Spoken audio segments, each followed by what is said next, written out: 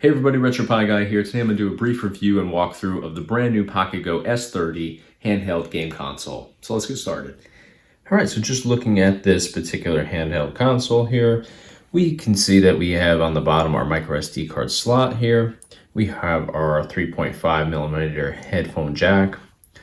For controls, we have your typical 4-button A, B, X, Y button configuration, as well as the start and select buttons here. We have our D-pad on the left-hand side, our analog stick here with the button function as well. So if we just tap that button, you can see we have that nice function there. Now going up to the top here, we have a nice volume control. We have our charging port here to charge this bad boy. We have our power button to power this on and off. And you can see we also have our L, L2, R, and R2 buttons up here. So we have our shoulder and trigger button functions. Nothing on the sides. Back here looks just like a 8-bit DO controller. We have our input information, model number. So let's get into going through here and navigating through our collection. Now this is the stock game collection card that comes with this. So if we just scroll through, you can see we have a picture of the different home consoles, which obviously navigates through the game collections.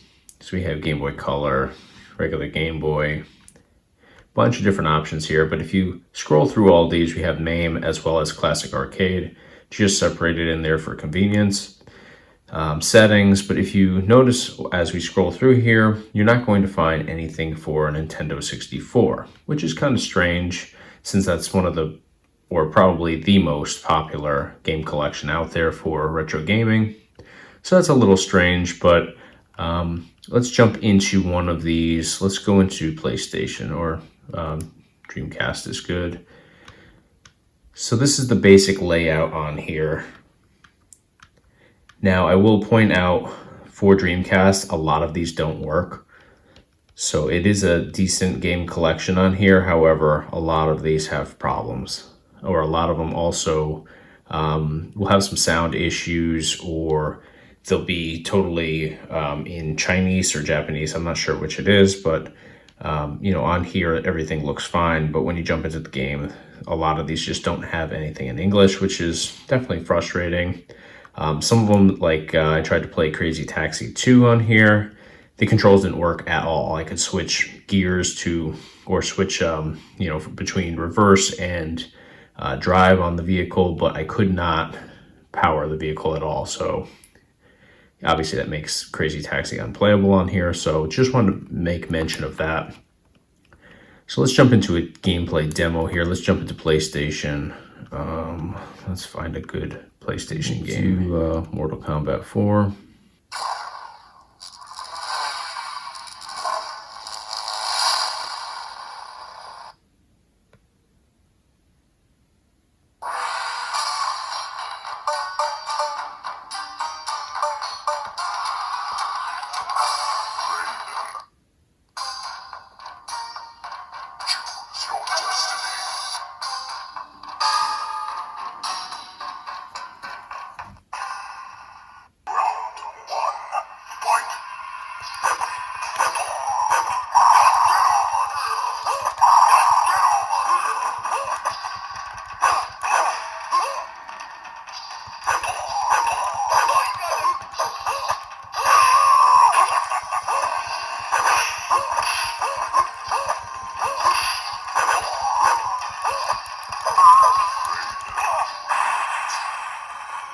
So you can see there's really no delays or anything like that on here.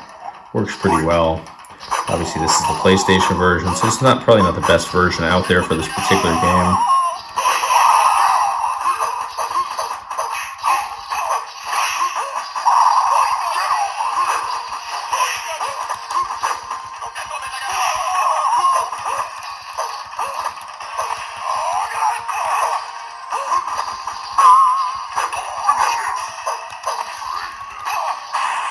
All right, so to exit this on the default firmware here, we will hit the power button up here at the top, and we'll just go down to close content and select that option. That brings us right back to our collection menu here, so we can navigate to a different one. right, so let's jump into MAME and check this out. So you can see here, basically the same layout from collection to collection. You're gonna have your text list on the left, usually a still photo and little box art on the right-hand side, though some of these do have, like this one here, does have a little video preview there. No sound though, so it's definitely limited.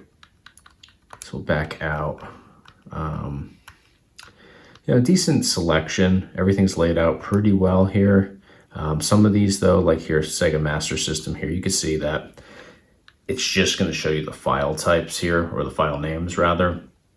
In this case, there's no video preview, no still shot or box art of any kind, and even the titles are in most cases abbreviated or just don't look really professionally done. You can see here it's still got the file type, it's got the zip file on the back end of the title here, so I'm not crazy about that particular layout. But again, this is just going to be your default card that comes with the console itself. So we do have a game collection card that's entirely ours that we created for this device, so it is laid out much better. I'm going to actually exit this and jump into that one now, just so you can get a feel for that. So in order to power this down on the default card, all you're going to do is just hold that power button.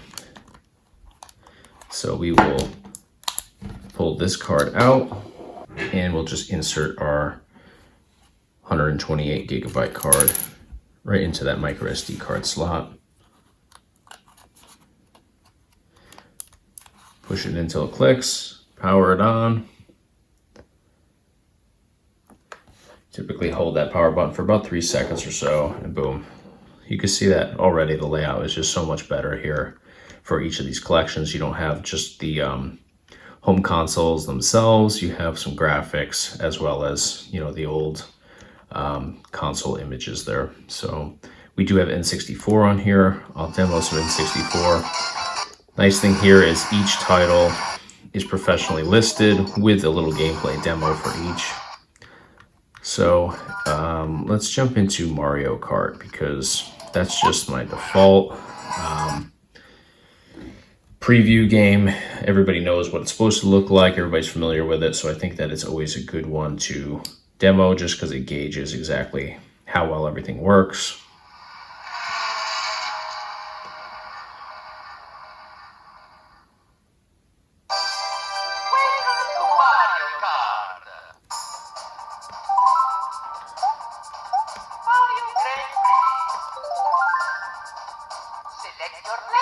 You can see there's no audio issues, no lag so far. Everything's really smooth on here.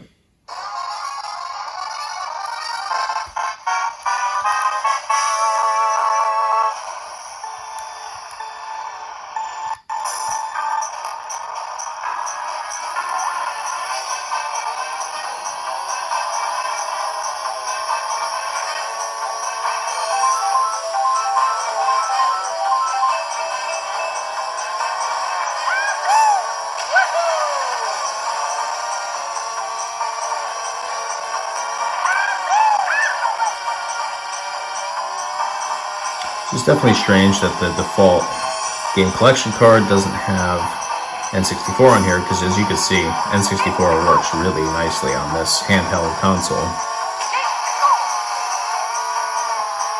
Everything's really on point, no audio issues, no lags, no delays.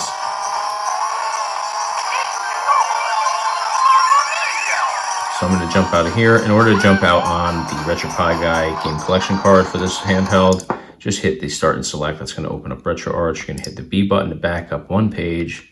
And we're just going to go down to the bottom, which is quit RetroArch. We'll select that. And that's immediately going to take us out to our game collection. So we'll hit B. We can scroll through all these. Now I am going to do a more in-depth video tour of this game collection card, so stay tuned for that.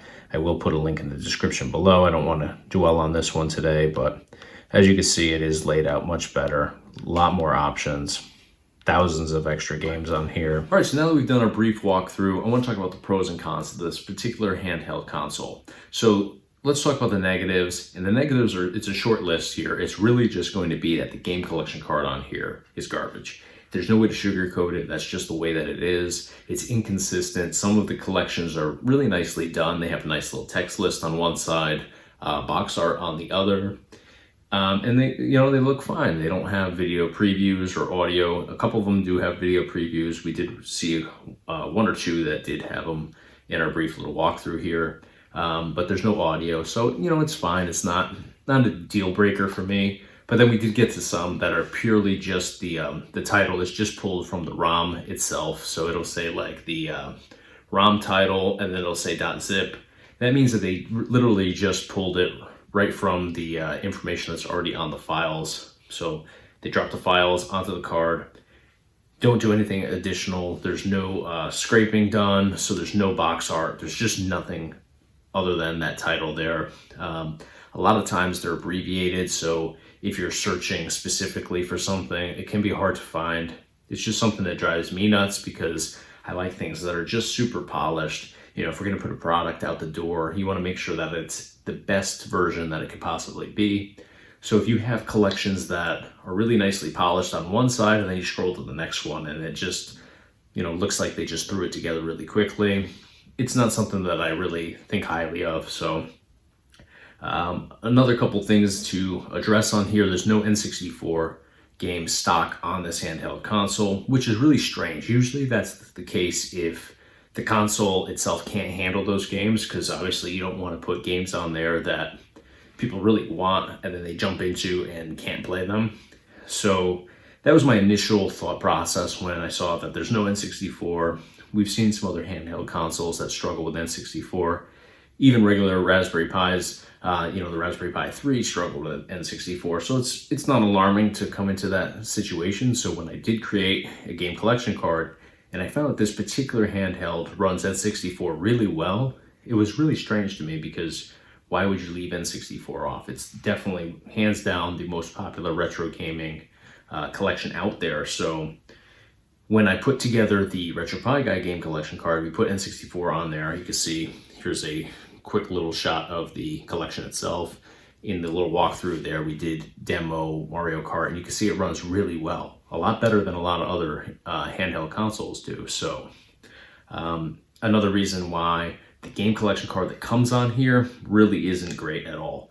So check out the RetroPie Guy game collection card. It's got thousands and thousands more games available on it. Good collection for N64. A lot of great Dreamcast games that actually work, because a lot of the Dreamcast games that come stock on the game collection card that comes on here do not work. I got into Crazy Taxi 2. I was not able to navigate the car in any way, no matter what buttons I pushed. I tried literally every combination, thought that maybe there was just a mapping issue, but nothing works at all.